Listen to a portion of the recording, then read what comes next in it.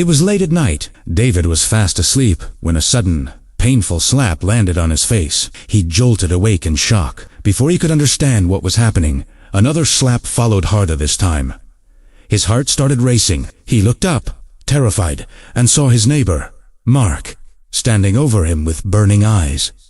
"What did I do?" David asked, his voice shaking. Instead of answering, Mark grabbed him by the collar and dragged him toward the door. "Get out," Mark snapped. "Get out of my house right now." David was confused and scared.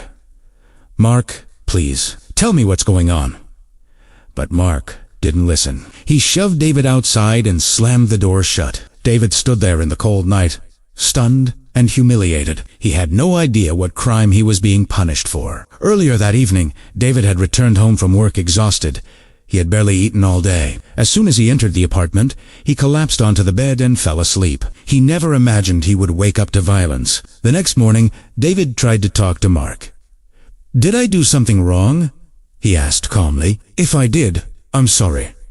Mark crossed his arms and glared at him. "You know exactly what you did," Mark said coldly. David shook his head. "I swear, I don't." Mark laughed bitterly. "You think I didn't see you trying to steal my groceries yesterday?" David froze. "Groceries?" he repeated. "What are you talking about?" "I saw you," Mark continued. "You were standing near my shopping bags. Don't play innocent." David finally understood. Yesterday, Mark had left his grocery bags near the door for a moment. David had been passing by at the same time. Mark must have assumed the worst. "I didn't touch your things," David said firmly. "You can check." "I have nothing of yours," but Mark wasn't ready to listen. "Liars always say that," he replied, "and thieves always act innocent." David felt a deep ache in his chest, not from fear, but from injustice. "I've never stolen from anyone," he said quietly. "I was raised better than that." Mark stayed silent. After a long pause, Mark finally checked his grocery bags. Everything was there. Nothing was missing.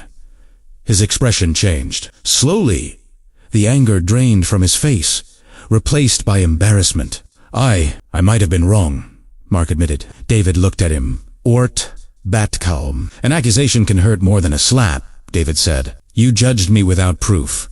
Mark lowered his head. "I'm sorry," he said. "I let my anger control me."